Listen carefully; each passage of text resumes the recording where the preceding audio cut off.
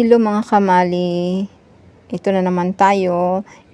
Ang vlog ko ngayon is yung binigay ng mga amo ko na shoe dryer, television, at tripod. Ito ang una. Pakita ko sa inyo yung shoe dryer. Nakabalot pa ng bubble wrap. O, diba? Tapos may manual pa. Kung hindi marunong magbasa. Problema. Yung saksakan pang Pinas talaga. Ang ganda. Yung bilog 360 degree yan. Ayan. O, tingnan nyo. Yan, tenga niya. Isa, dalawa. O, yan.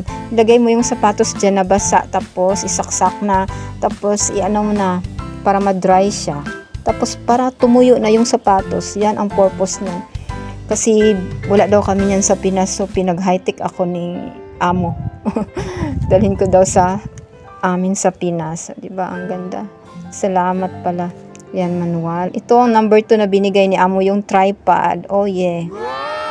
Matagal ko na tong pangarap ang tripod na makabili, pero hindi makabili-bili kasi yung purpose ng pera is mapunta sa iba.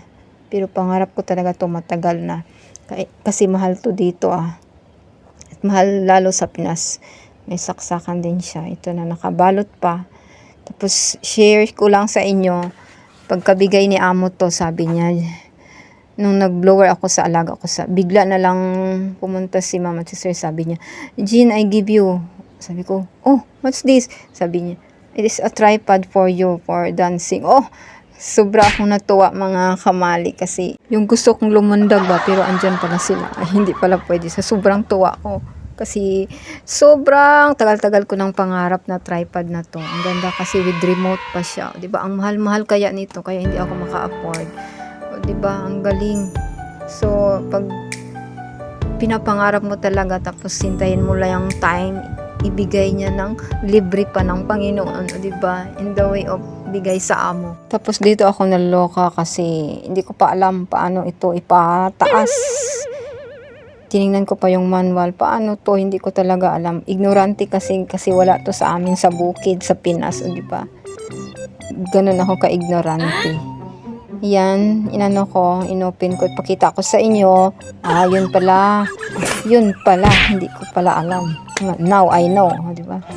Sobrang thank you ko talaga sa mga amo ko. Di ba? Pati yung cellphone na yan, bigay din yan sa amo ko. 3 cellphone na binigay ni amo sa akin. Sobrang thankful.